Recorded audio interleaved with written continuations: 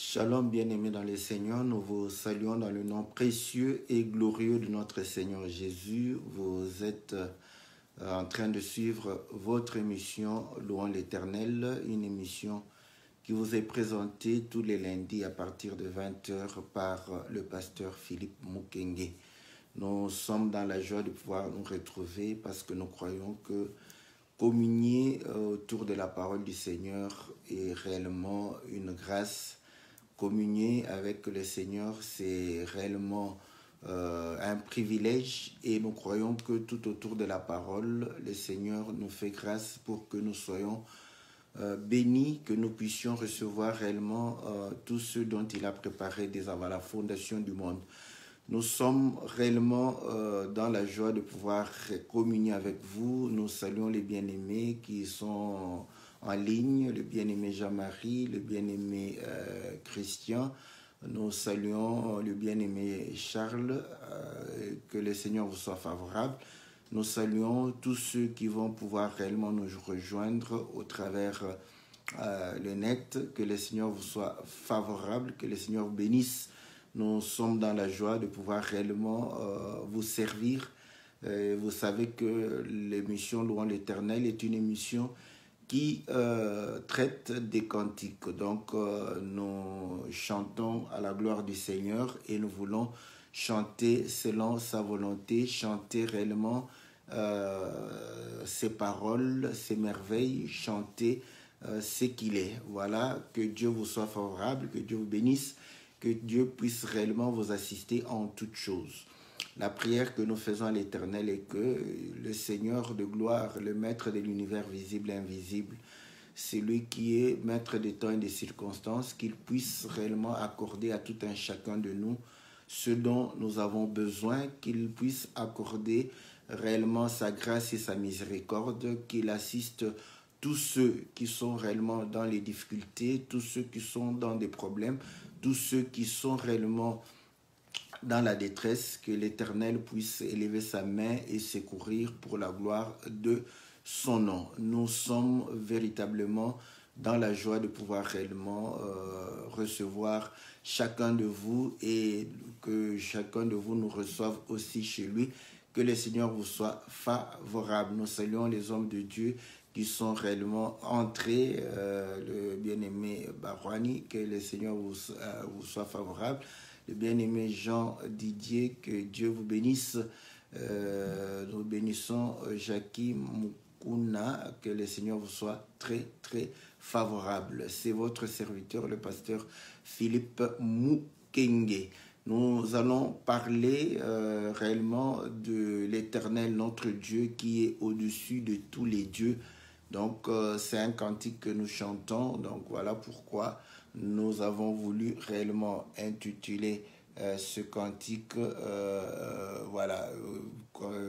intituler le titre que l'Éternel est au-dessus, n'est-ce pas, de toute chose, au-dessus de tous les dieux. Donc voilà, que le Seigneur vous soit favorable. Nous croyons que le Seigneur sera avec nous tout au long de l'émission pour nous assister afin de pouvoir partager réellement ce moment de grâce et de bonheur. Que Dieu vous soit favorable, comme vous le savez. Donc, pour réellement l'émission, nous passons un morceau de cantique, après quoi nous revenons dans notre studio virtuel. Que le Seigneur vous soit favorable, que le Seigneur vous bénisse. Nous allons pouvoir passer, n'est-ce pas, le cantique.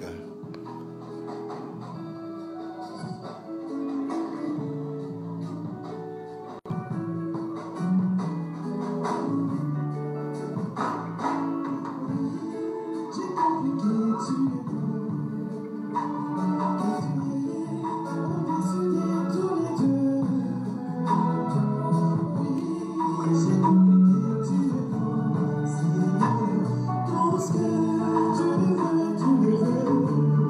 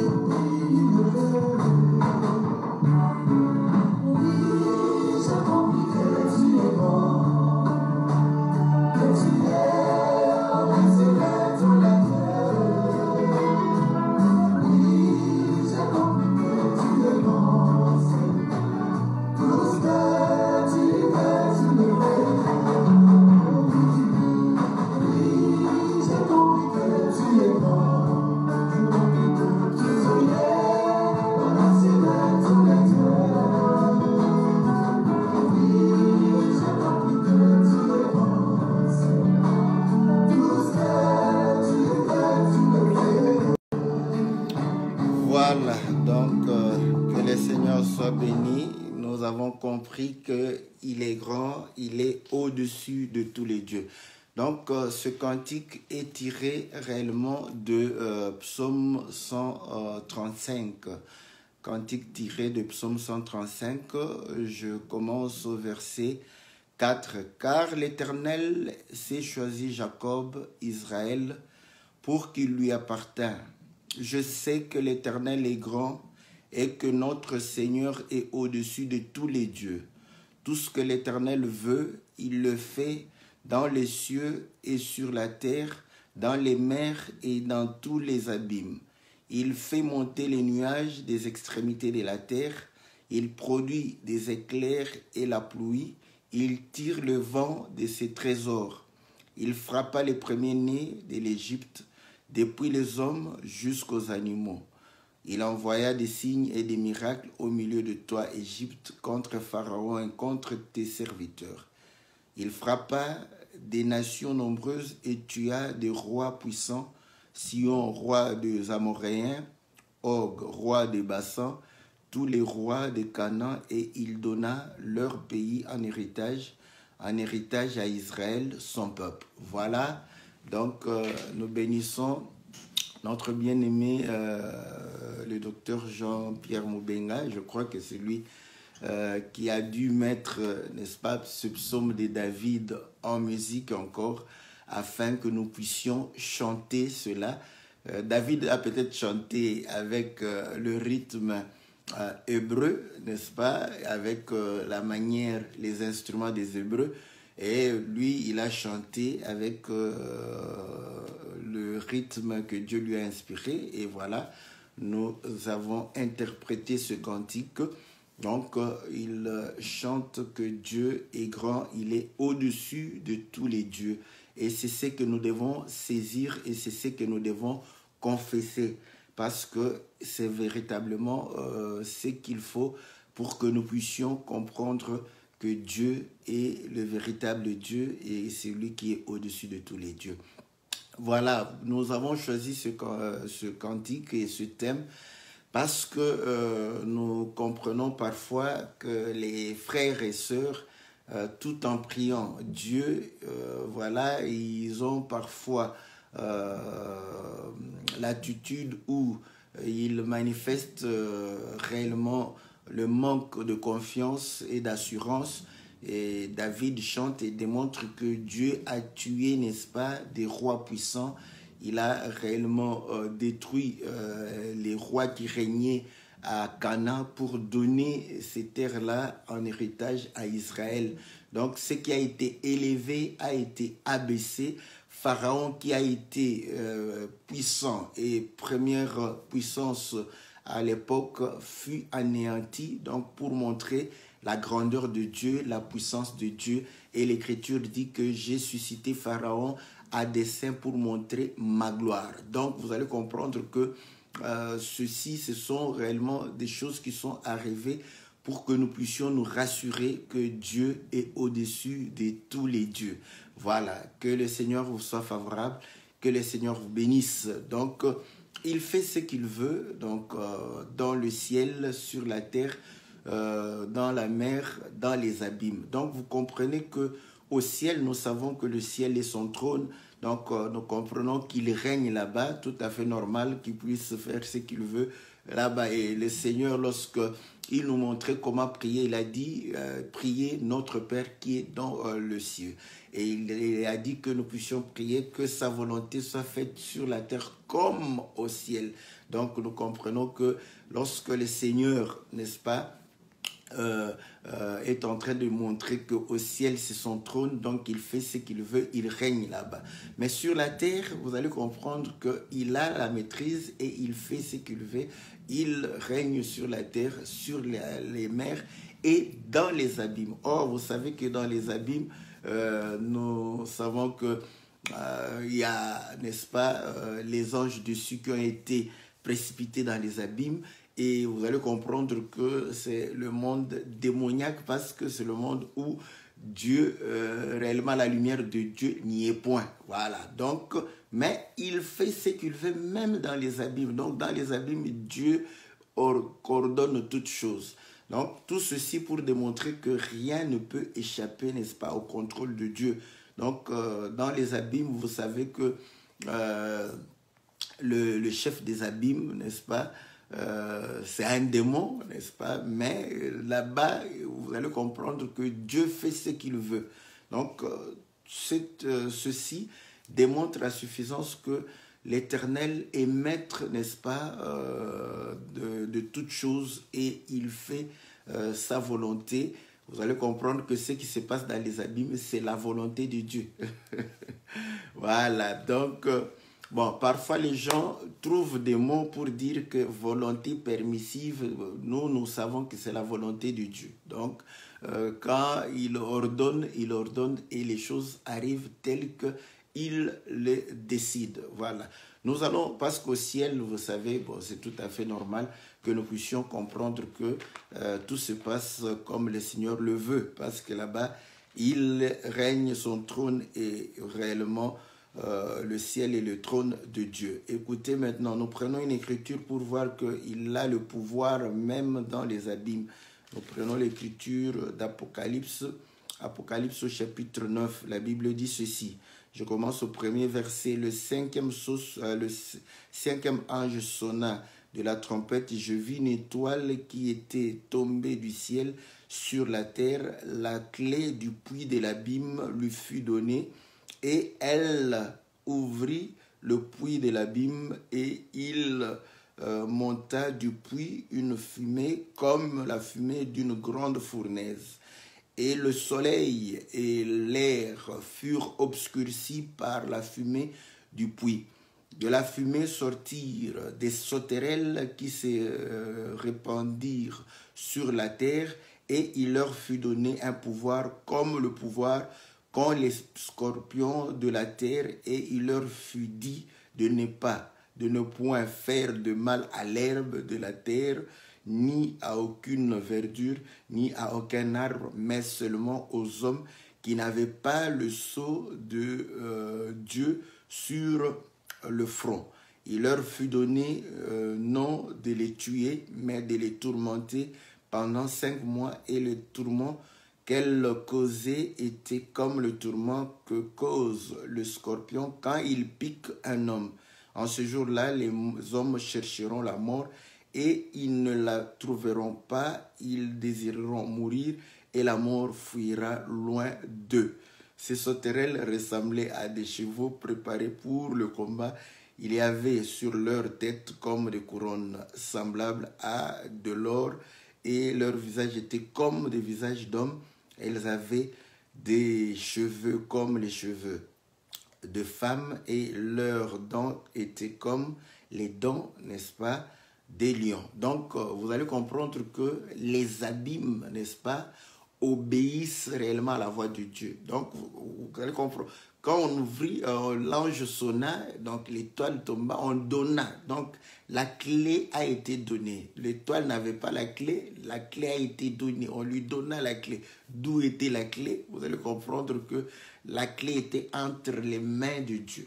Écoutez, nous lisons encore une écriture pour que vous puissiez comprendre que c'est entre la main de Dieu, les mains de Dieu, et c'est auprès de Dieu que la clé, n'est-ce pas, de l'abîme se retrouve. Apocalypse chapitre 20. Puis je vis, au premier verset, je vis descendre du ciel un ange qui avait la clé de l'abîme et une grande chaîne dans sa main. Il saisit le dragon, le serpent ancien, qui est le diable et Satan, et le lia pour 1000 ans. Il le jeta dans l'abîme, ferma l'entrée au-dessus de lui, afin qu'il ne séduisît plus les nations jusqu'à ce que les 1000 ans fussent accomplis. Après cela, il faut qu'il soit délié pour un peu de temps. Et je vis de trône à ceux qui s'y assirent fut donné le pouvoir de juger. Donc, vous voyez que l'ange tenait la clé de l'abîme. Donc, de l'autre côté, on va donner. Donc, la clé était entre les mains de Dieu.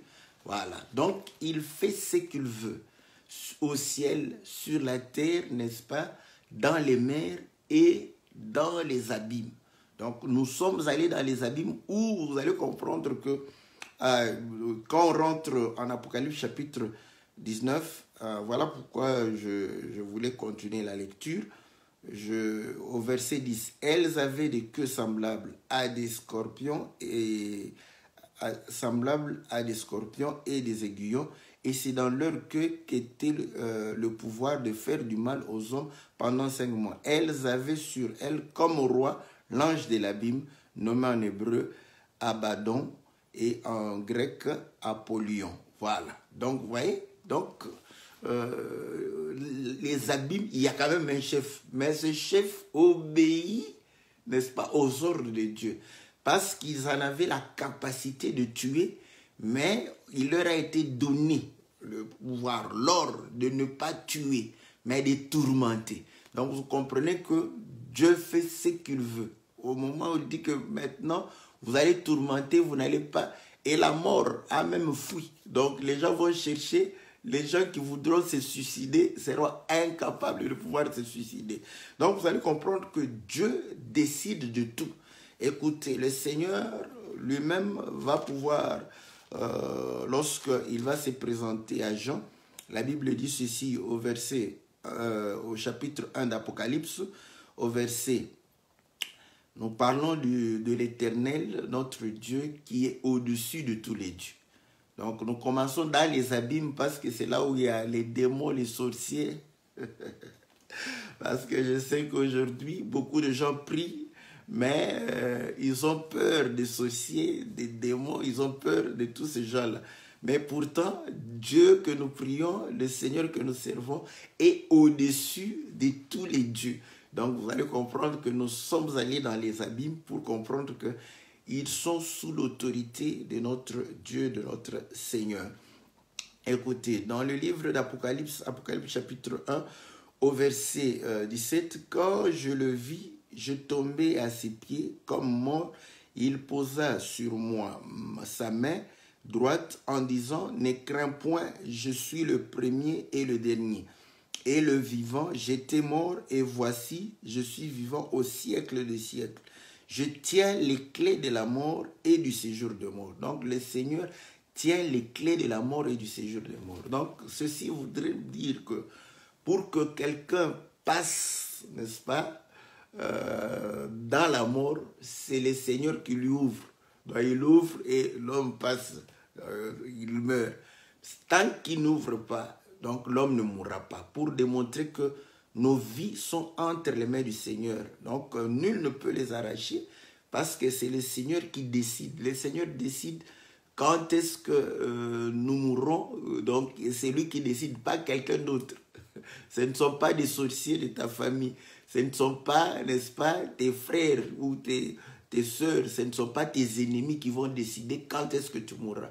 C'est le Seigneur qui a les clés et c'est lui qui décide de pouvoir réellement, n'est-ce pas, faire passer les gens dans la mort. Donc, vous allez comprendre que ceci, n'est-ce pas, démontre à suffisance que nous ne pouvons rien craindre parce que c'est Dieu qui décide de tout.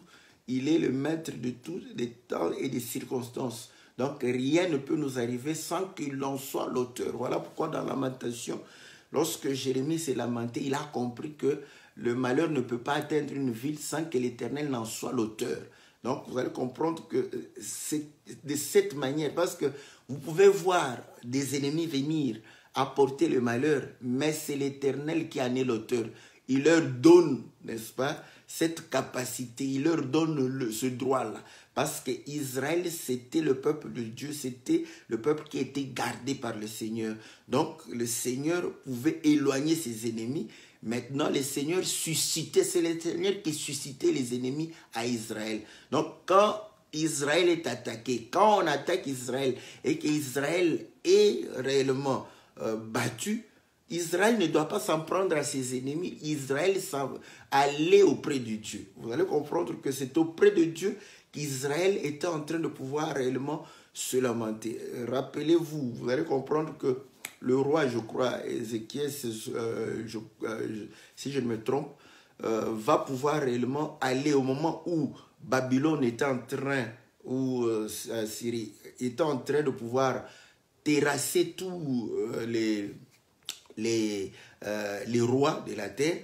Donc, arrivé à ce moment-là, ils vont pouvoir trouver, comme Jérusalem, c'était une ville barricadée, une ville entourés par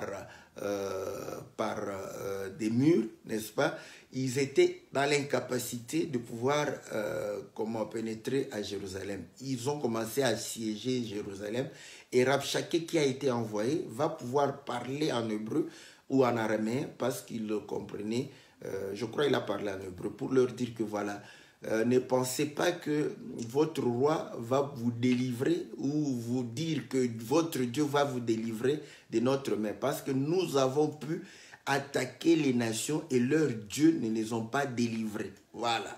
Donc, Ézéchiel va pouvoir pleurer auprès de Dieu, prier Dieu. Il ne s'inquiétait pas de l'ennemi. Il disait à Dieu, mais pourquoi tu permets à ce qu'on puisse réellement nous anéantir, et Dieu va pouvoir réellement intervenir. Donc vous allez comprendre que Israël, c'était l'habitude d'Israël, quand les ennemis s'en prenaient en lui, Israël ne se lamentait pas auprès de ses ennemis, c'était auprès de Dieu. Rappelez-vous quand Josué a subi la défaite, Josué est allé pleurer devant Dieu. Il a dit, oh, comment tu as permis à ce qu'on puisse réellement nous battre? Et comme ils ont appris, ils vont se rassembler pour nous anéantir. Donc, ils comprennent que c'est Dieu qui a permis cela. Et Dieu va dire que voilà, c'est parce qu'il y a auprès de vous un problème. Donc, nous comprenons que Le malheur ne peut pas t'atteindre sans que l'Éternel n'en soit l'auteur. C'est ça la foi que tu dois avoir. Parce qu'il est le Seigneur qui est au-dessus de tous les dieux. Voilà. Mais cependant, vous savez qu'il dira que vous n'aurez pas d'autre Dieu devant ma face. Israël, c'est l'Éternel qui est votre Dieu. Donc, qui sont les autres dieux là? Voilà. Parce que vous allez comprendre que chaque nation avait des dieux, n'est-ce pas? Qui sont les autres dieux? L'Écriture va pouvoir réellement nous aider à pouvoir répondre. Nous lisons dans le livre de 1 Corinthiens au chapitre 8. 1 Corinthiens au chapitre 8. Écoutez ce que Paul dit. Voilà. Paul dit ceci. Voilà. Au verset 1. Pour ce qui concerne les viandes sacrifiées aux idoles, nous savons que nous avons tous la connaissance. La connaissance enfle, mais la charité édifie. Si quelqu'un croit savoir quelque chose, il n'a pas encore connu comme il faut connaître. Mais si quelqu'un aime Dieu, celui-là est connu de lui. Pour ce qui est donc du manger des viandes sacrifiées aux idoles, nous savons qu'il n'y a point d'idole dans le monde et qu'il n'y a qu'un seul Dieu. Oh. Paul commence par dire que la foi que nous devons avoir, qu'il n'y a point d'idole. Donc, dans le monde, il n'y a point d'idole. Mais, et pourtant, on lui a posé la question parce que c'était un problème où l'Église devrait comprendre ce qu'il fallait faire. Qu'il y avait des gens qui faisaient des sacrifices aux idoles et voilà, ce qui était sacrifié aux idoles était aussi préparé comme nourriture. Vous allez comprendre que même en Israël, lorsque vous venez faire une offrande volontaire, il y avait des parties qui appartenaient réellement aux sacrificateurs. Donc l'épaule, la poitrine, donc c'était des choses qui appartenaient aux sacrificateurs. Donc le sacrifice, n'est-ce pas, l'offrande offerte à Dieu était réellement mangée aussi par les hommes. Voilà. Voilà pourquoi vous allez comprendre que l'Éternel va dire aux sacrificateurs que aucun, n'est-ce pas, étranger de la race des sacrificateurs ne pouvait manger. Donc si vous allez chez un sacrificateur, parce que la viande qu'il mange vient de l'autel, donc il ne peut pas te donner cette nourriture, parce que cette nourriture est pour lui, pour ses enfants et pour son épouse et ses enfants. Donc, vous allez comprendre que de la même manière que lorsque les gens offraient, n'est-ce pas, les viandes aux idoles, il y avait des parties où ils mangeaient et le problème se posait, comment une viande offerte aux idoles, on peut encore manger cela. Donc, il y avait certains frères qui mangeaient, d'autres ne voulaient pas parce qu'ils se disaient que non, ça ce sont des trucs sacrifiés aux idoles. Et Paul commence à démontrer que non, effectivement, la foi que nous devons avoir est qu'il n'y a pas d'idole. Il n'y a que Dieu seul. Voilà. Mais écoutez, au verset 5. Car s'il est des êtres qui sont appelés les dieux, soit dans le ciel, soit sur la terre, comme il existe réellement plusieurs dieux et plusieurs seigneurs, néanmoins pour nous, il n'y a qu'un seul Dieu, le Père, de qui viennent toutes choses et pour qui nous sommes, et un seul Seigneur, Jésus-Christ, par qui sont toutes choses et par qui nous sommes. Voilà. Donc, vous allez comprendre que c'est un peu contradictoire. Voilà pourquoi vous allez comprendre, un homme intellectuel, ce texte ici est pratiquement contradictoire quand on le lit en français. Il dit qu'il n'y a point d'idole dans le monde. Mais cependant, il y a des êtres qui sont appelés Dieu. Et il y a plusieurs êtres qui sont appelés Dieu. Au ciel, sur la terre. Mais cependant, pour nous, voilà. Donc, vous allez comprendre que les gens aiment bien. Parce que quand vous leur dites que ce que les autres disent que tu es, ça ne vaut rien. C'est ce que Dieu dit de toi, c'est ce qui vaut quelque chose. Là, ils sont contents. Voilà. Ils sont contents, voilà. Si Dieu dit que tu es la tête, c'est que tu es la tête. Même si les gens disent que non, toi tu es un loser. Non, tu es la tête parce que Dieu a dit que tu es la tête. Oui, c'est bien. Nous disons Amen. Voilà. Maintenant, Dieu dit qu'il n'y a point d'autre Dieu au-devant de sa face. Donc, la foi que nous avons est qu'il n'y a qu'un seul Dieu. Il n'y a pas d'autre Dieu. Voilà. Maintenant, là, tu ne crois pas pourquoi?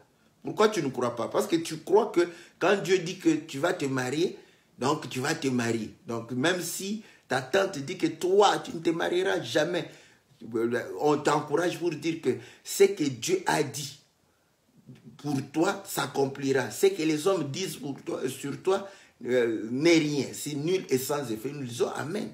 Mais ce que Dieu a dit que toi, tu n'auras pas d'autre Dieu. Voilà. Voilà pourquoi Paul revient pour dire que pour nous, parce que nous avons cru, n'est-ce pas, au Créateur du ciel et de la terre, de l'univers visible et invisible, maître de tout esprit, de toute chair. Nous avons cru en celui-là, c'est qu'il est le seul Dieu. Donc, les autres ne sont pas des dieux pour nous. Voilà. S'ils ne sont pas Dieu pour nous, automatiquement, ils n'existent pas. Frère, c'est ça même le dilemme. Le dilemme est ici. C'est un dilemme. Parce qu'ils sont ce Dieu-là. Voilà. Quand nous disons ce Dieu-là n'existe pas, c'est bien. Quand vous chantez, oh non, Kimangu, il n'est pas Dieu. Ouais, ça c'est bien. Là, tu es en train de pouvoir dire ça. Mukuna, il s'est dit Dieu, il n'est pas Dieu. Ok, c'est bon. Ok, ça. Peut-être que tu t'attends que je puisse dire ces gens. C'est bon, je ne le dis pas parce que d'autres le disent déjà. Voilà. Mais écoutons ce que l'Écriture dit. Donc, il démontre ici que nous n'avons pas d'autre Dieu. Donc, pour nous, il dit réellement ils existent. Je reprends l'Écriture au verset 5. Car s'il est des êtres qui sont appelés Dieu, soit dans le ciel, soit sur la terre, comme il existe réellement plusieurs dieux et plusieurs seigneurs. Donc il existe réellement plusieurs dieux et plusieurs seigneurs. Mais cependant pour nous, est-ce que vous comprenez ce que Paul est en train de dire? Il dit réellement il existe des dieux. Mais pour nous, il n'y a qu'un seul Dieu. Voilà pourquoi il revient là-bas. Il dit que la connaissance normale qu'on devrait avoir, c'est cette connaissance qu'il n'y a pas d'idole. Mais maintenant, écoutez, ce qu'on appelle idole. Dans 1 Corinthiens chapitre 10, je lis le verset 18. Voyez les Israélites selon la chair. Ceux qui mangent les victimes ne sont-ils pas en communion avec l'autel? Voilà ce que j'étais en train de pouvoir dire. Donc, ceux qui mangeaient les victimes étaient en communion avec l'autel. Celui qui travaille à l'autel mange à l'autel. Donc, les sacrificateurs mangeaient les victimes qu'on offrait à Dieu. Que dis-je donc? Que la viande sacrifiée aux idoles est quelque chose ou qu'une idole est quelque chose? Nullement. Vous voyez, il certifie. Est-ce que l'idole est quelque chose? Non. Viande sacrifiée aux idoles est quelque chose? Non. Nullement. Mais il reprend. Je dis au verset 20, je dis ce qu'on sacrifie, on le sacrifie à des démons. Voilà. Et non à Dieu. Or, je ne veux pas que vous soyez en communion avec les démons. Donc, vous voyez, les idoles, ce sont des démons. Les dieux, quand il dit qu'il y a plusieurs dieux, plusieurs seigneurs, ce sont des démons. Voilà. Des sorciers. Mais écoutez, la foi que nous devons avoir, qu'il n'y a point d'idole. Mais cependant, il existe réellement des dieux et des seigneurs. Des êtres qu'on appelle des dieux et des seigneurs dans le ciel, sur la terre. Mais cependant pour nous, ils sont nuls.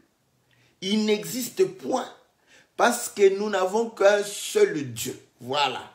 Voilà, vous allez comprendre que c'est l'attitude que Job avait. Parce que je vous dis que quand vous êtes charnel, vous allez dire que Job a été frappé par Satan. Parce que, oui, charnellement, c'est vrai. Parce que vous allez comprendre que c'est Satan qui est allé, n'est-ce pas, après avoir demandé l'autorisation chez Dieu. Mais Job a ignoré Satan. Il a complètement ignoré Satan. Parce qu'il n'a jamais dit que Satan m'a frappé. Il n'a jamais dit que Satan, cette maladie est d'origine démoniaque, d'origine des mondes des ténèbres. Voilà. Donc lui, il sait qu'il n'a qu'un seul Dieu.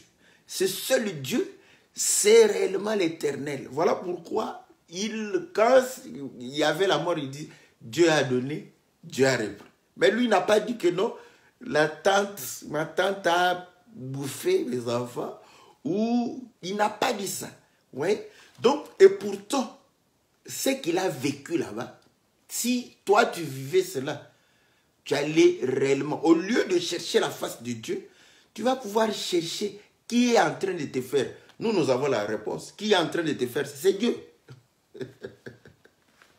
Voilà pourquoi vous allez comprendre que quand quelqu'un n'a pas cette foi, il va pouvoir aller consulter les marabouts pour pouvoir chercher qui est en train de bloquer sa vie. Celui qui bloque ta vie, c'est Dieu. Voilà. Pourquoi? Parce que Dieu le fait toujours. Quand Israël ne marchait pas conformément à sa volonté, Dieu prenait les ennemis d'Israël. Donc Dieu va prendre ta tante, la sorcière, va lui dire que bon, va bloquer un peu la vie de cette fille-là parce qu'elle ne veut pas obéir à ma parole. Va bloquer sa vie. Maintenant, vous allez comprendre que toi, quand tu es charnel, tu verras ta tante. Mais si tu es spirituel, si tu es de la race de Job, tu ne verras pas ta tante. Tu verras Dieu. Parce que c'est Dieu. Il fait ce qu'il veut. Voilà. Il fait ce qu'il veut. Sur la terre, au ciel. Voilà pourquoi, quand il suscita Pharaon, vous croyez que quand il a amené Israël en Égypte, il ne savait pas qu'ils vont devenir des esclaves. Hein? Ils seront dominés. Ils seront dans la servitude. N'est-ce pas? Parce qu'aujourd'hui, c'est ça. Oh non, je suis dans la... Vous travaillez, mais vous ne prospérez pas. Vous n'êtes pas épanoui. Pourquoi? Parce que vous êtes dans la servitude. Voilà. Mais si vous êtes dans la servitude, qui vous a mis dans la servitude là-bas? Si vous êtes enfant de Dieu, c'est Dieu, Israël. Prenons le cas d'Israël, les fils d'Israël. Qu'est-ce qu'ils avaient fait? Rien du tout. Voilà pourquoi les gens, tellement qu'ils veulent toujours incriminer, ils ont cherché une raison pour dire que non, vous voyez, ils sont allés là-bas et ils ont été esclaves à cause d'Abraham. Qui t'a dit ça? Oh non, parce qu'il n'a pas séparé les oiseaux. Va lire chez Moïse si Moïse séparait les oiseaux. Mais pourquoi alors maintenant, quand Moïse offre les oiseaux, il ne les sépare pas? Pourquoi Israël, en offrant les oiseaux, quand il ne les séparait pas et il ne devenait pas esclave? Donc ce n'est pas la raison.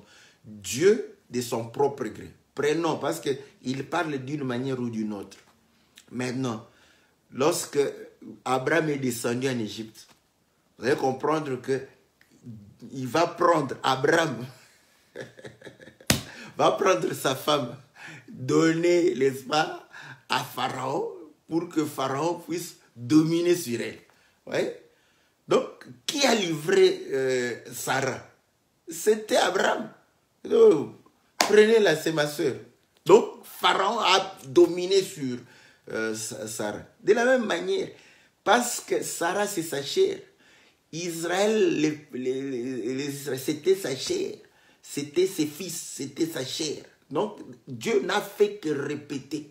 Donc, nous comprenons que si tu comprends, voilà pourquoi nous chantons. Nous, oui, nous avons compris. Je compris que tu es grand, que tu es au-dessus de tous les dieux. Voilà.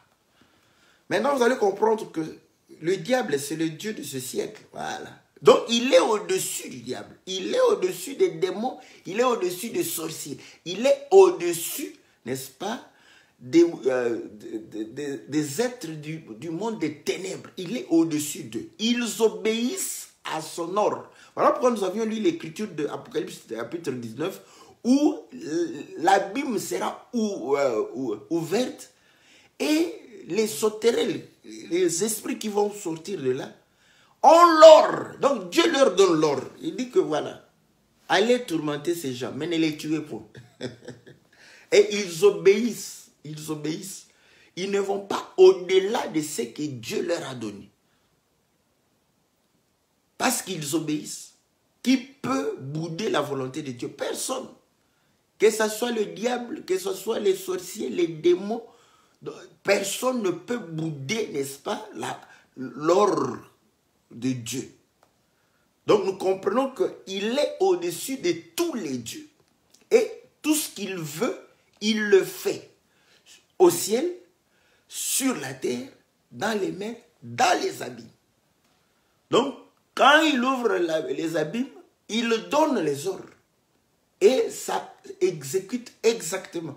Vous savez, au temps du déluge, là, il a donné les ordres aux abîmes. Les eaux, n'est-ce pas, venaient des abîmes. Donc, le Seigneur domine sur tout. Maintenant, voilà pourquoi l'Écriture dit, s'il est pour nous, qui sera contre? Parce que tous ceux qui vont pouvoir réellement s'éliguer contre toi sont sous son autorité. Ils le savent.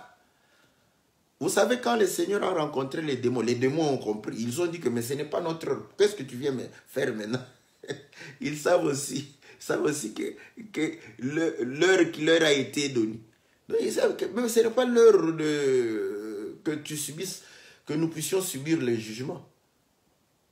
Et le Seigneur va pouvoir ordonner. Donc nous comprenons que la foi que nous devons avoir, c'est vrai. Parce que aujourd'hui les chrétiens, c'est quoi? Quand, je vous dis, quand nous exprimons cette foi, ce ne sont même pas les démoniaques, ce ne sont même pas les sorciers, ce ne sont même pas les païens.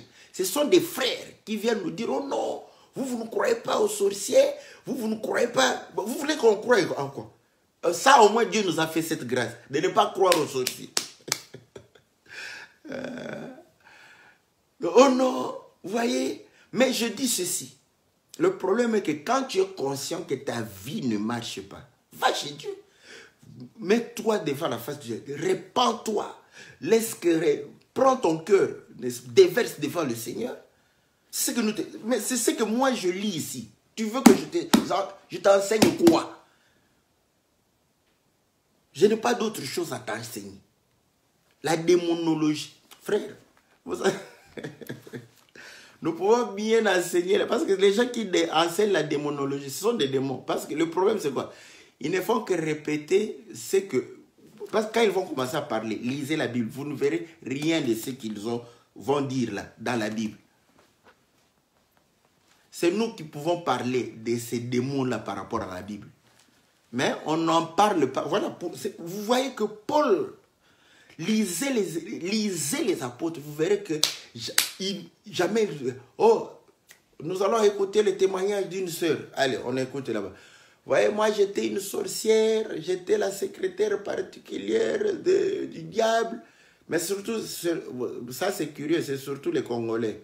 Les Congolais et les Congolaises. Chacun d'eux, c'est le secrétaire particulier. Maintenant, le diable en a combien? Combien de secrétaires particuliers? Mais ça, les gens aiment ça. Écoutez. Vous voyez pourquoi pour eux, ils mangent la viande sacrifiée aux idoles comme étant réellement sacrifiée aux idoles. Ils croient aux idoles. Ils croient aux démons, ils croient aux sorciers. Ils croient aux démons, aux sorciers plus qu'à la parole de Dieu. Parce que quand vous lui dites ce que la parole dit, il va refuser ça. Quand un sorcier lui dit que toi, ça ne marchera pas, il croira à cette parole plus qu'à la parole que Dieu lui dit que ça va marcher. Il va croire à ça. Voilà pourquoi ils disent, dès qu'il est le sorcier, Dieu a donné l'intelligence. Dieu a donné la parole de Dieu, c'est l'intelligence. Maintenant, dis-moi ce que toi tu vas faire par rapport à la parole de Dieu. Vous verrez qu'il n'y aura aucun lien entre ce que tu fais et ce que la parole te dit.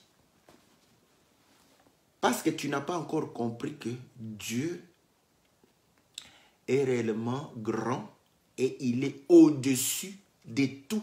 Voilà, là-bas c'était des dieux, au-dessus des démons, au-dessus des sorciers, au-dessus du diable, au-dessus du monde des ténèbres. Il est au-dessus de tout ça.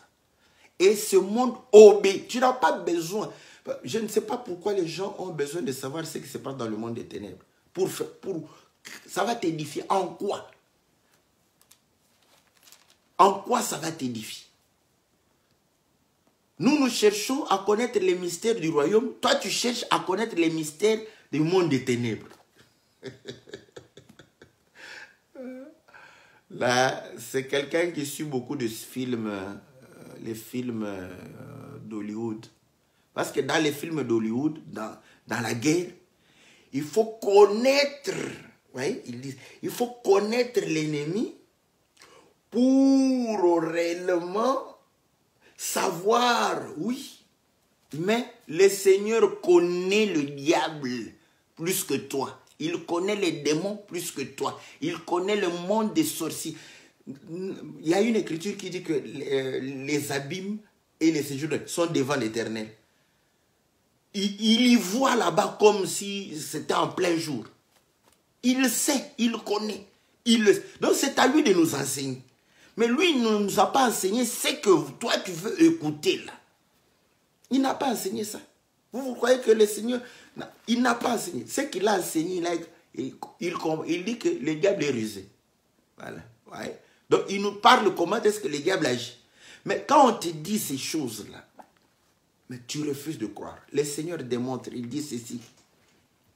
Celui qui vit la parole, qui pratique la parole, c'est un homme sage qui bâtit la maison sur le roc. Voilà comment il est en train de t'enseigner comment faire échec à l'ennemi. Parce qu'il sait ce que l'ennemi, n'est-ce pas, sa force. Il le sait. Il n'a pas besoin de te dire que l'ennemi se réveille à minuit pour commencer à voler, à chercher. Le Seigneur n'a pas enseigné ça. Ouais. Il n'a pas enseigné que non, voilà, il se réveille, n'est-ce pas, après minuit. C'est après minuit qu'ils opèrent. Le Seigneur, il n'a pas enseigné. Il n'a pas enseigné ces choses. Tout ce que le Seigneur sait, il sait que ils dominent sur la chair. Parce qu'au commencement, tu mangeras la poussière tous les jours. Il lui a donné la chair. Pour preuve, quand le diable est allé chez Job, le Seigneur lui a dit, touche à sa chair. Parce que c'est ce qui a été donné. Mais pas à son âme, pas à sa vie. Parce que la vie, c'est Dieu. Donc il sait. Il sait que le diable se nourrit de la chair. Voilà ce que le Seigneur... Parce que tu as envie de savoir comment le diable opère. Le Seigneur t'enseigne. Il dit qu'il se nourrit de la chair. Mais maintenant, au lieu de crucifier ta chair, au lieu de te séparer des désirs de la chair, non. Tu veux savoir? Non, il se transforme en mouche. Il entre dans les bouteilles. Quand tu bois de l'eau, il vient. Ça, c'est n'importe quoi. Ça, c'est ce que les gens aiment. Et pourtant, on te dit clairement, la parole le dit clairement, qu'il domine sur la chair. Voilà pourquoi Romains chapitre 8 le dit. Il dit que quand tu t'affectionnes à la chair, tu deviens ennemi de Dieu comme le diable. Donc tu deviens ami du diable. Et ainsi, lorsque nous acceptons de mourir, parce qu'il dit que si nous mourons, Christ va nous ressusciter d'entre les morts. L'esprit de celui, c'est l'esprit qui a ressuscité Christ d'entre les morts, va ressusciter nos corps mortels, afin que nous ne soyons plus redevables à la chair. Or, qui domine sur la chair? C'est le diable. Et c'est comme ça que nous avons le dessus sur les démons et les sorciers. Mais non, non, non. Les gens ne veulent pas. Non, non, ça ne les intéresse pas. Ce que le Seigneur dit ne les intéresse pas. C'est que les diables disent. Parce que tous ces enseignements viennent nous, du monde des ténèbres. On nous voyait, n'est-ce pas? On opère dans les toilettes. Mais les gens aiment ça, ils aiment ça, ils aiment ça. Là, quand vous verrez, en train de suivre, hein? C'est comme ça qu'ils opèrent. C'est dans les toilettes qu'ils opèrent. Oh là, on opérait, on prenait l'eau, on faisait ceci, on faisait. ça t'édifie en quoi? Dis-moi, après avoir écouté toutes ces choses, ça t'édifie en quoi? Nous bénissons le bien-aimé Jean Didier qui a donné l'écriture, n'est-ce pas, de Proverbe 15, n'est-ce pas, 11, où on dit que les séjours des morts et l'abîme sont devant l'Éternel, combien plus les cœurs, n'est-ce pas? Bon, là, je ne sais pas, vous, si vous cliquez, vous allez lire toute l'écriture. Donc, voyez, donc, quand tu comprends que l'Éternel est grand et qu'il est au-dessus de tous les êtres démoniaques, tout comme, n'est-ce pas, les êtres qui le servent, tu vas comprendre que tu auras peur seulement ou tu auras la crainte de l'Éternel. Rien du tout. Parce que les autres là-bas, et voilà pourquoi Paul, connaissant cela, il va pouvoir dire, nous sommes dans le livre de Romains, on dit ceci. Romains chapitre 8, au verset 13. Qui accusera les élus de Dieu? C'est Dieu qui justifie. Qui les condamnera? Christ est mort, bien plus, il est ressuscité, il est à la droite de Dieu. Il intercède pour nous. Qui nous séparera de l'amour de Christ? Serait-ce la tribulation, l'angoisse, la persécution, la faim, ou la nudité, ou le péril, ou l'épée? Selon qu'il est écrit, c'est à cause de toi qu'on nous met à mort tous les jours et qu'on nous regarde comme des brebis destinées à la boucherie. Donc, il démontre que quand on est attaché au Seigneur, voilà, on va vouloir te faire du mal. Mais écoutez maintenant, mais dans toutes ces choses, nous sommes plus que vainqueurs par celui qui nous a aimés. Donc, on est vainqueur comment? Comme le Seigneur, il a vaincu. Quand l'ennemi l'a pris, l'a mené pour pouvoir le persécuter comme une brebis. Mais toi, quand les ennemis t'attaquent, au lieu de te taire, tu ouvres ta bouche, tu commences à les insulter.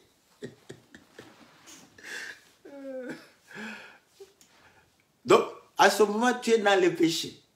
Les ennemis physiques t'attaquent et les ennemis invisibles prennent. Parce que quand tu es dans le péché, c'est là où ils vont te dévorer comme une proie. C'est comme ça. C'est comme ça que les choses se passent. Parce que s'il ne trouve rien, le diable est allé se promener. Il a vu Job. Est-ce qu'il a touché Job? Pas question de toucher Job, parce qu'il a comme intègre. L'intégrité lui a empêché de toucher à Job. Mais maintenant, toi, c'est comme ça que les ennemis physiques la travaillent avec le monde des ténèbres. Écoutez ce que Paul dit dans Éphésiens. Éphésiens chapitre 6. Il dit ceci.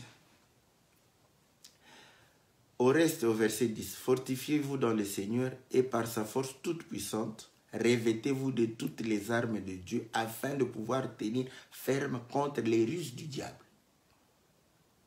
Car nous n'avons pas à lutter contre la chair et le sang, mais contre les dominations, contre les autorités, contre les princes de ce monde des ténèbres, contre les esprits méchants dans les lieux célestes. Donc, vous voyez, donc le combat est avec les gens qui sont dans ce monde des ténèbres, parce que ce monde est dans les ténèbres. Mais non, contre les esprits méchants. Or, écoutez, Balaam, n'est-ce pas, a voulu réellement maudire le peuple, afin que le peuple soit vaincu. Vous voyez, Balak, c'était un homme physique, avec un peuple physique, qui voyait le peuple de Dieu venir. Il a compris que, mais d'où vient leur force? Il a compris, non, en tout cas, si nous y allons comme ça, nous n'allons pas les vaincre. Il appelle maintenant, il appelle Balaam. Il dit non, viens, envoûte-les, maudis-les, ensorcelle-les. À ce moment, nous allons les vaincre. Mais qu'est-ce que Balaam a dit? Lisez, vous allez voir que quand Balaam, il regarde et dit, oh, je ne trouve pas d'iniquité. Donc, il ne trouve pas de péché. Donc, pas moyen de maudire, pas moyen d'envoûter, pas moyen d'ensorceler, pas moyen réellement de pouvoir dominer ce peuple. Parce que l'Éternel est grand, au-dessus de tous les dieux. Quand nous lui obéissons, nul ne peut réellement prendre le dessus sur nous. Parce que c'est l'Éternel qui règne. Attendez, je vais lire cette écriture. Parce que... Nombre. Voilà. Nombre 23. Voilà. Au verset 20. Voici, j'ai reçu l'ordre de bénir. Il a béni et je ne le révoquerai point. Il n'aperçoit point d'iniquité en Jacob. Il ne voit point d'injustice en Israël. L'Éternel, son Dieu, est avec lui. Et il est son roi, l'objet de son allégresse. Dieu les a fait sortir d'Égypte et il est pour eux comme la vigueur du buffle. L'enchantement, l'ensorcellement ne peut rien contre Jacob, ni la divination contre Israël. Au temps marqué, il sera dit à Jacob et à Israël quelle est l'œuvre de Dieu. Ouais? Donc, quand vous aimez qu'on vous parle des sorciers, de ceci, on lit. Nous, au moins, nous lisons des Écritures. Je ne viens pas là où pour dire, oh non, vous voyez, les sorciers se transforment en souris. Bon, si les sorciers se transformaient en souris, maintenant en Europe ici où dès qu'il y a des souris là, il y a des gens qui étudient comment les éradiquer, n'est-ce pas? Maintenant, ils se sont transformés en quoi? Donc, ils changent. Oui? Donc, vous allez comprendre une chose, que nous n'avons pas à pouvoir raconter toutes ces histoires-là. Où non, vous voyez, on se transforme à des cancrelats pour... Non, on n'a pas de... Quand je lis, je ne vois pas ça. Balaam ne s'est pas transformé en quoi que ce soit. Balaam est venu. Il a voulu maudire. Parce que c'était un sorcier. C'était un sorcier. Il voulait envoûter. Il voulait ensorceler Israël. Mais quand il regarde, il dit, oh, j'ai reçu. Même lui, sorcier qu'il était, il a dit que j'ai reçu l'ordre de bénir. Je ne peux pas. Je ne peux pas lui faire du mal. Pourquoi? Parce que Dieu n'aperçoit point d'iniquité, pas d'injustice. Pour quelle raison l'agneau de Dieu a été immolé avant qu'Israël ne sorte? C'est par l'œuvre, n'est-ce pas, de la croix que le Seigneur est en train. Voilà pourquoi il faut marcher en ami, n'est-ce pas, de Christ, porter la croix du Seigneur. Mais quand tu marches en ennemi de la croix du Seigneur, tu veux quoi? Tu veux quoi? Tu veux qu'on te raconte comment les sorciers opèrent? Tu veux qu'on te raconte comment ils envoûtent les gens? Tu veux qu'on te raconte et tu crois que tu pourras? Mais je te dis, tu connais le nombre de sorciers et chacun ses techniques. Parce que là, on va te dire, d'autres vont dire que non, vous voyez, quand on tresse les cheveux des enfants, comme ça, on les envoûte, on met les... Bon, tu ne vas plus tresser les cheveux.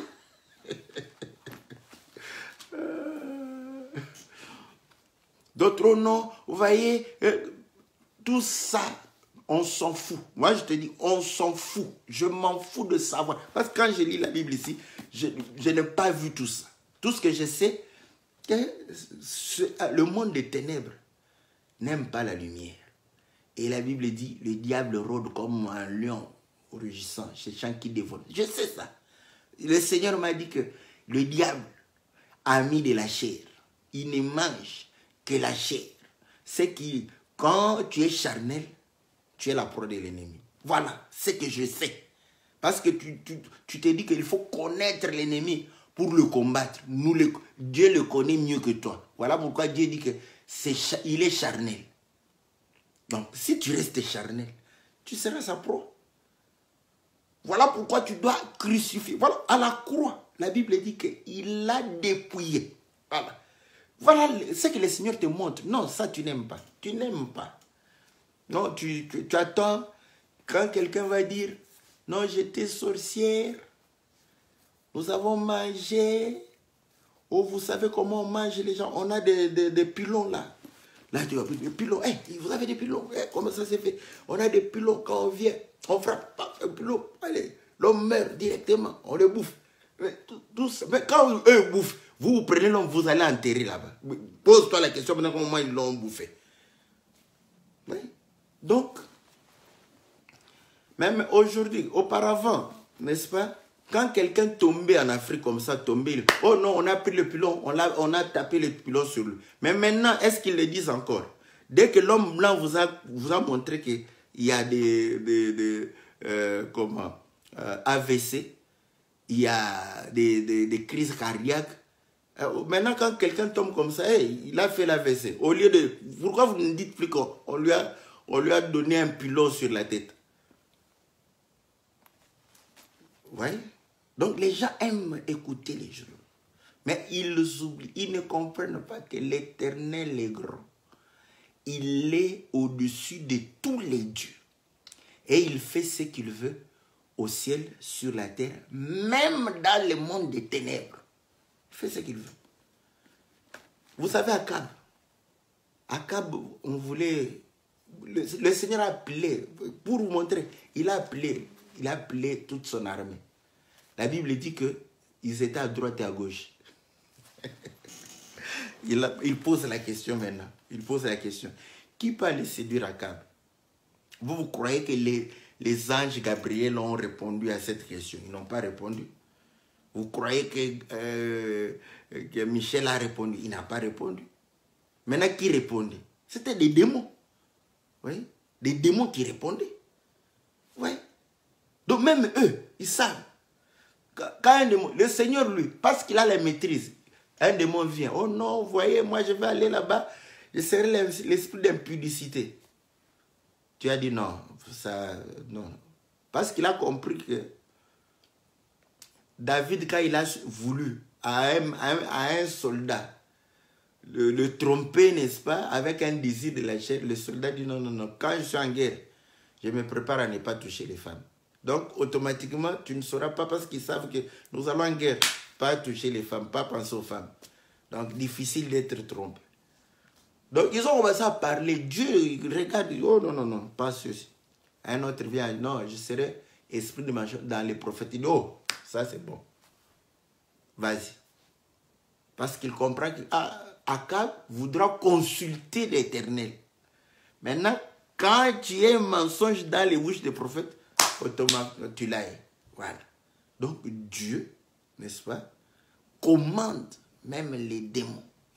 Voilà pourquoi, parce qu'il les commande, voilà pourquoi il nous a donné l'autorité de les chasser. Parce qu'il sait. Vous croyez qu'on les chasse par l'autorité de Dieu? Donc, nous comprenons une chose. Que lorsque nous sommes en communion avec Dieu, nous marchons en portant notre croix, vous allez comprendre que c'est de cette manière que nous aurons le dessus sur les démons. Parce qu'il est vrai, il y a réellement des dieux, des démons, des sorciers. Mais pour nous, ils sont nuls. Pour nous, il n'y a qu'un seul Dieu. Pour nous, tout dépend de Dieu. Dieu est l'auteur de toutes choses. Voilà. Les maux et les biens viennent de Dieu. Voilà ce que nous confessons.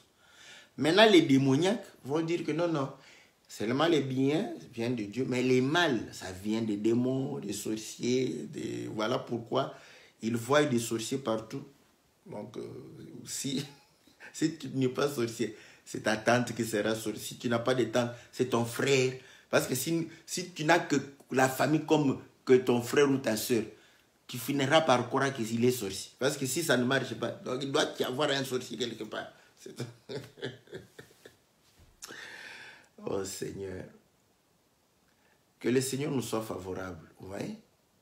Donc, il y a cette connaissance que nous devons avoir et pouvoir réellement vivre. Maintenant, si vous voulez entendre les histoires par-ci, par-là, c'est votre problème.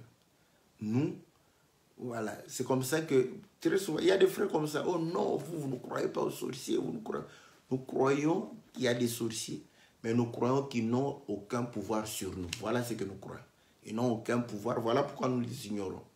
Parce qu'ils n'ont aucun pouvoir. Mais toi qui crois aux sorciers et qui crois réellement qu'ils peuvent quelque chose contre toi, voilà. Ça t'arrivera parce que tu es charnel. Cette foi-là est charnelle. Et ça t'arrivera. Donc, nous comprenons que le Seigneur, n'est-ce pas, fait toutes ces choses afin que sa gloire puisse réellement s'éclater, n'est-ce pas, en toutes choses. Voilà. Le psaume dit qu'il fait monter les nuages des extrémités de la terre. Bon, je vais en parler le lundi prochain, n'est-ce pas? Donc, nous avons parlé du fait qu'il faut vraiment croire que Dieu est grand et il est au-dessus de tous les dieux, au-dessus des démons, au-dessus des sorciers. Ce qu'il dit, c'est ce qu'il accomplira. Nous n'avons pas ajouté, n'est-ce pas, à l'étranger. Il a donné réellement comment découvrir les ruses du diable. C'est dans la Bible. C'est dans la Bible ici. Maintenant, les autres là, donc nous, c'est pourquoi moi, dès que j'entends quelqu'un commencer à témoigner, oh, j'étais sorcier, on faisait ceci, je zappe. Parce que je n'ai pas besoin de ça, je zappe automatiquement. Je n'aurai rien de bon là-dedans, je zappe automatiquement. Voilà. Donc, parce que je n'ai pas besoin, il y a eu des sorciers qui se sont convertis. Pourquoi on n'a pas écrit leur histoire, qui ont confessé? On n'a pas, les magiciens. Lisez la Bible, vous verrez. On n'a pas écrit leur histoire. Pourquoi? Parce que ce sont des choses des mondes des ténèbres qui ne vont pas nous édifier. Mais tout ce que nous savons, ce monde-là utilise la chair. La chair est leur appui. Voilà. Donc, tu sais comment combattre le monde des ténèbres. C'est en combattant réellement les désirs de la chair, tu combattras réellement le monde des sorciers et des ténèbres. Voilà, que le Seigneur nous soit favorable, que le Seigneur vous bénisse, que le Seigneur puisse vous communiquer cette foi, parce que c'est la foi que nous devons exprimer, c'est la foi que nous... Je vais vous dire une chose, pourquoi les Blancs, ils ne s'attachent plus à la parole de Dieu, ils ne s'attachent plus à Dieu. Mais pourquoi les sorciers? Et pourtant la sorcellerie existe. Pourquoi? Posez-vous simplement la question.